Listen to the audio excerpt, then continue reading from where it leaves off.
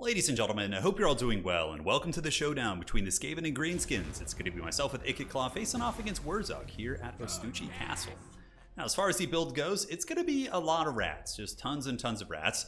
We do have a front line of Skaven Slave Spears, a secondary line of Clan Rats, in the backfield a couple of Globadiers and Rat Ogres to protect them. Kind of an old school comp, and you'll notice we're not going to be using the Skaven Unsummon Lord, which is obviously very, very powerful and very meta, but I really do think that Skaven can perform pretty well even by just playing, as it was normally intended. So we do have Ikit here with the Flensing Rune and Brass Orb. Flensing Rune is great. Greenskins do tend to blob up, have these big swarms of infantry and characters and squigs and stuff, so I figured this would be a pretty good punishing effect. And yeah, we got the Brass Orb as well for the same purpose. Globadiers are going to be there to deal with infantry swarms. Rat Ogres will give you mass to deal with squigs. And that's kind of the idea for the build. For the Forces of Subutai, it's a very, very standard Unga Bunga. It's basically just mass Orc Boys with a combination of, Night Goblins here for the Fanatic play to take down any good quality troopers I may have, like Council Guard, Squig Hurts in the back, and the Hammer of Gork, which is actually a nice inclusion. So, yeah, it's very meta Greenskins. Greenskins basically, almost in every single matchup, do basically the same thing. They just get like a wide, as wide of a stack as possible of cheap units, and then they just use Wurzug with the Bonewood Staff to buff the entire army's melee attack and charge bonus, and then they also pop the Wa on top of that, and it's just super cost effective. So if you're looking to win in tournaments with Greenskins, that's the way to go. And Greenskins are a relatively meta faction, I would say. The only bad matchups that the Greenskins have are probably like Ogre Kingdoms, Vampire Counts, and I don't know what else. I know there's one of the matchup they kind of struggle in. It's been a hot minute, but really they only Greenskins really only have like bad matchups into the super top tier factions. Aside from that, they're pretty solid across the board. Somewhat like the Empire in some ways, right? Like the Empire doesn't have too many bad matchups outside of like the Dwarfs, really, which is cool. So certainly a faction that can do well in many regards. I do wish that CA would make the other options a little bit more viable, because Wurzug is just an auto take.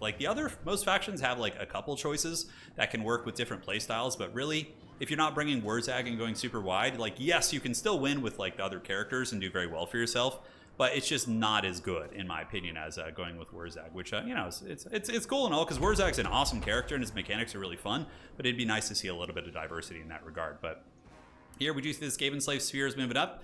And on the other side, the Skaven Slaves just going to be cowardly hiding the back, letting their brave brothers lead the charge and put a little bit of cap weight on. So forming a defensive concave, and we are going to be getting Plague Claw Catapult. So I wait till I'm able to summon two to kind of ambush and surprise my opponent. So now they're going to be coming out and dropping some fat bows here on the Greenskin army, as they will be advancing in just a second.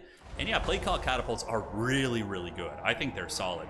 The mortars are also good, but the catapults have better range and have that discouraging, and yeah, that -10 leadership can be a game changer for sure if there's a big blob fight. Ikit going to be moving in and going after the Orc Boys, and also dropping a fat erect Brass Orb right there. So he's really good for infantry disruption, and also, Doom Wheels in general aren't bad against Greenskins, because Squigs aren't very good against them. The Trolls are, but the Squigs and infantry aren't. So we're able to bring down one unit of Orc Boys pretty low right out of the gates. And now Ikit is going to be moving across, rolling nice and dirty here, and another Orc Boy unit's going to get pounded, right? So you can see kind of the combo of these units as Ikit's Doom Wheel gets in there and just does big value, and those Orc Boys going to be forced back to the Shadow Realm. Here, these Orc Boys engaged in the front. Looks like a brain buster going down on my Skaven Slaves.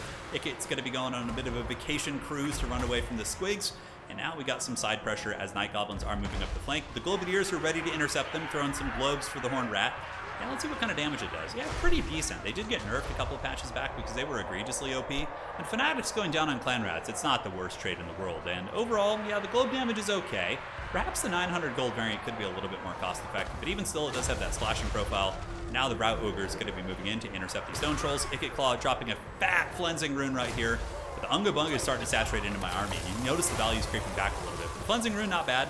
It does hit the Stone Trolls, which immediately get terrified from the damage in tandem with Ikit, and the Night Goblins get routed off. Savage Orcs going to get routed. So you can see some of the combos of Ikit. I actually think he's super good on his Doom Wheel and Domination, and doesn't get enough love because most people just like to cheese the unsummon mechanic. So Skaven Slave Spears and Rout Ogres continuing to grind here, and we do have the old Night Runner Slings throwing their pebbles across, but I do lose the middle objective. I didn't commit much to it, so we're just going to have to kind of pull back here. But I had a sneaky plan. I was like, all right, so let's just play that one objective and use our cunning Clan Eshin tactics to grab the point. So here we do have the Rats.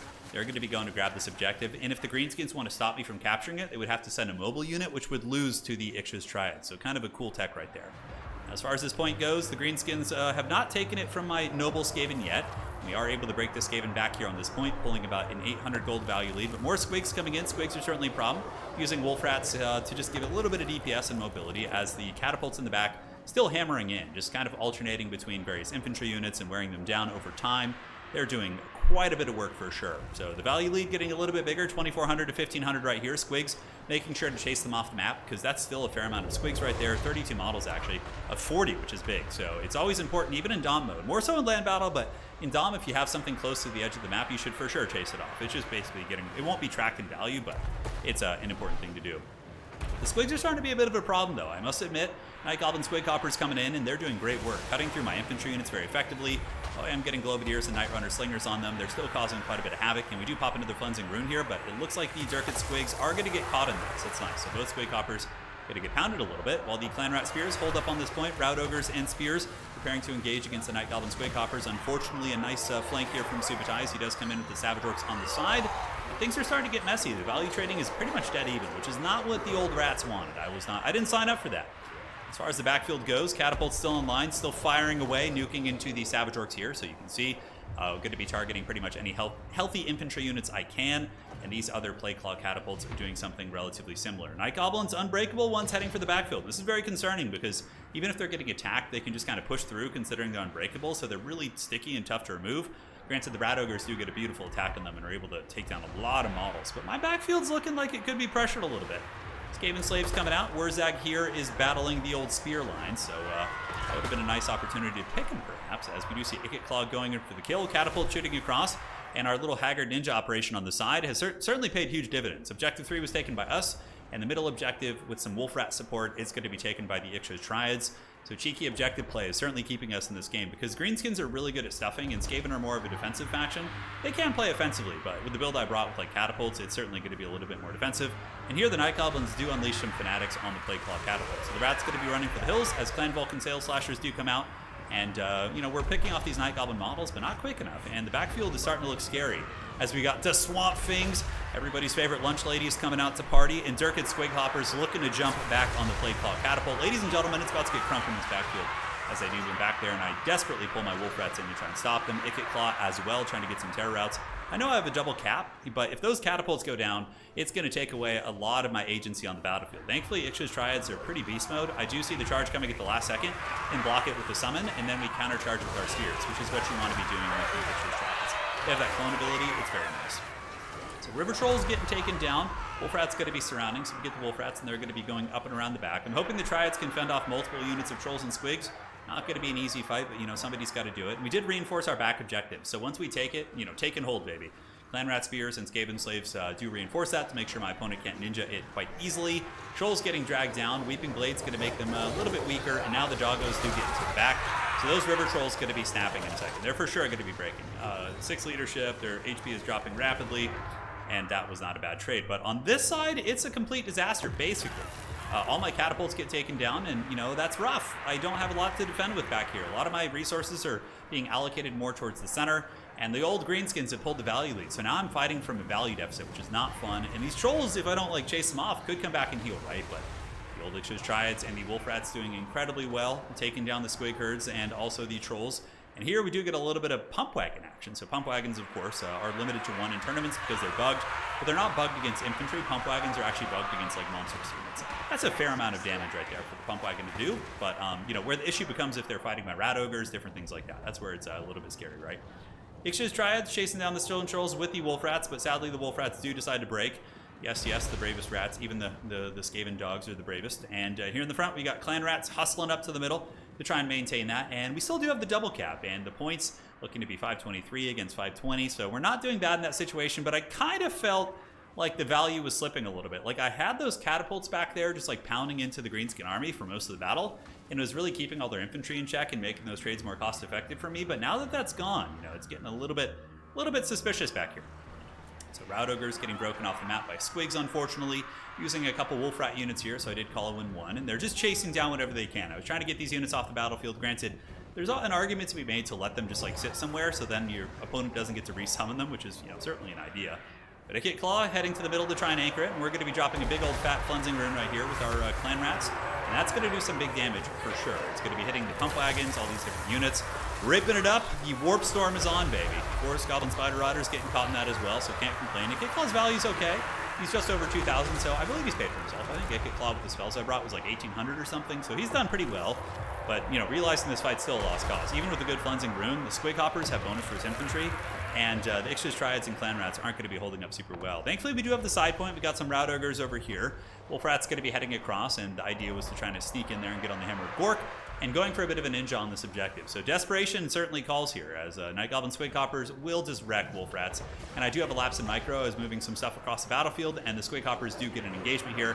I do notice it at the last second, so it's not like the worst thing in the world, but it happens to the best of us, ladies and gentlemen. As more Clan Rat Spears are on their way up, Ikit Claw going to be rolling across on his Doom Wheel, trying to get some sweet, sweet Terror Routes, and the Wolf Rats are going to be engaging. So we get in there, Terror Route goes down on the River Trolls, which felt quite good.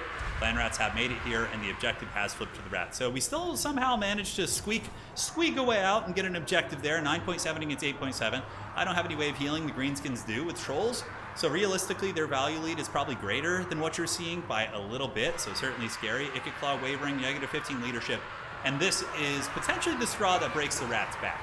Here, Ikit Claw does get surrounded by Trolls, which of course are a relatively fast unit. Ikit is fast because he has the fleeing ability, he has the scurry away, so when he's running he gets more speed, but there's enough mass to kind of keep him in place. Squig Hoppers and Wurzag, of course, pretty good fighters as well. And I'm kind of hunkering down here. This is like the last bastion of my objective. Subutai with some nice play here, starting to soften it up. He's going to call in some skirmishers to put a little bit of poke down on my old ogres.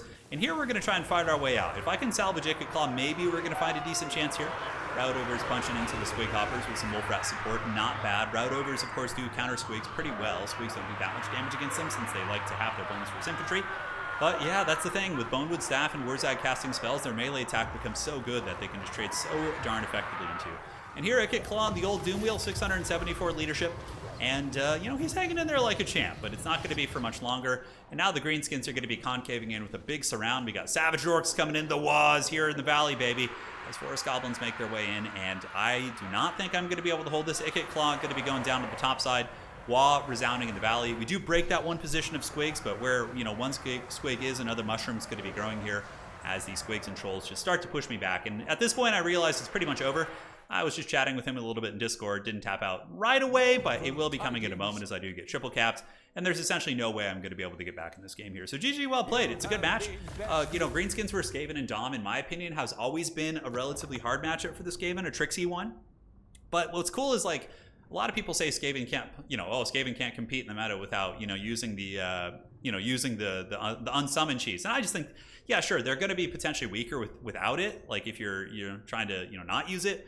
But I still think they can totally compete by playing it. And eventually that's going to get fixed, the unsummoning thing, because it's not working as intended. Basically, the wording on the chieftain says, when your lord has died or has fled the battlefield, as in routed off the side of the battlefield, you're supposed to get the leadership buff. But how it currently is in the coding, which is not how it's intended, is that when you unsummon your lord, it procs as your lord having fled the battlefield, which, you know, it doesn't apply that to the rest of your army. Because if your lord had truly fled the battlefield, then the rest of your army would take your lord fleeing penalty. So it's something that, you know, I know is going to get fixed eventually. So Skaven players, you guys got to start practicing with lords, because it's gonna be the way. And I do think Skaven are fine.